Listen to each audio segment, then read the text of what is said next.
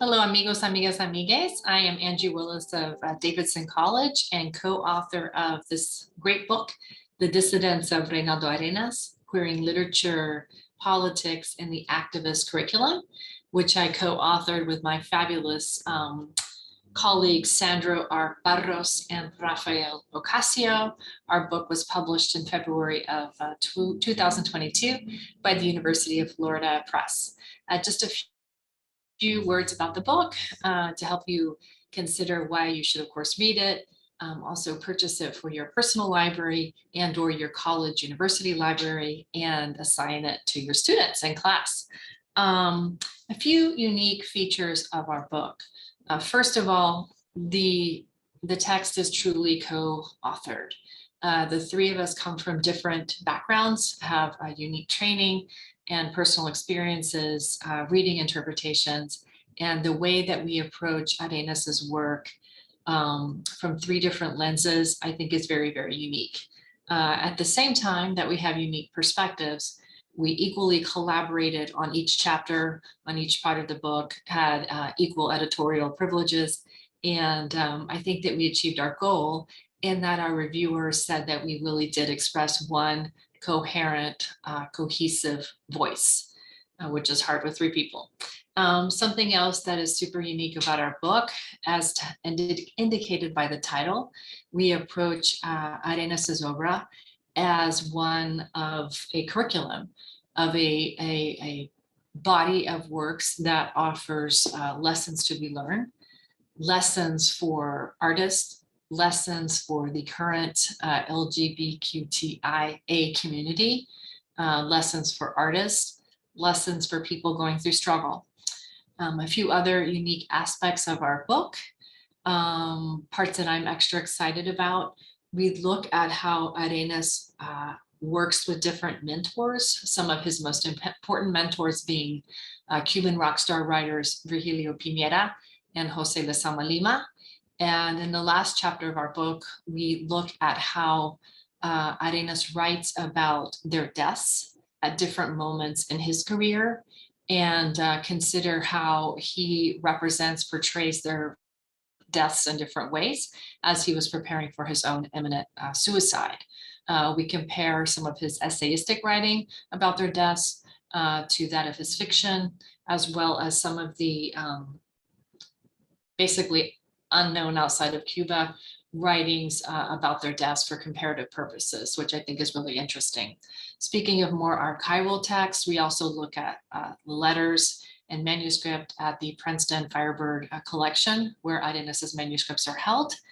And we look at his participation in a transatlantic community of enfants terribles queer artists, including Spanish writer Juan Goytisolo and filmmaker Nestor Almendros. So I think that our book has a lot of interesting perspectives, and we hope that you, again, consider purchasing it and buying it for your library and read it. Happy reading. Hello, my name is Rafael Ocasio, Charles Aidena Professor of Spanish at Agnes Scott College in Decatur, Georgia.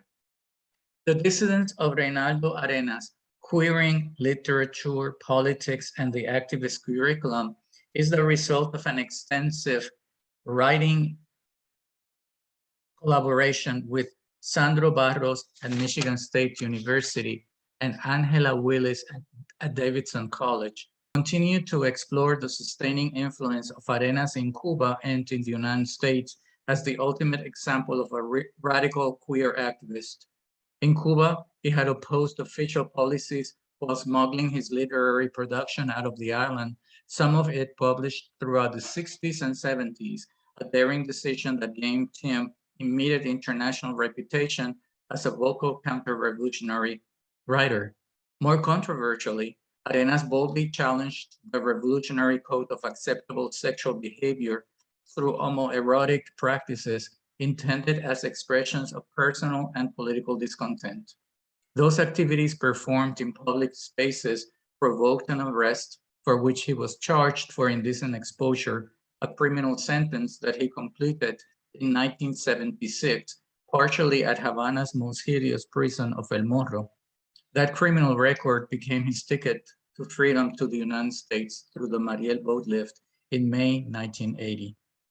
Established in New York City in December 1980, he continued a bold counter-revolutionary campaign against the Castro regime until his death by suicide in 1990.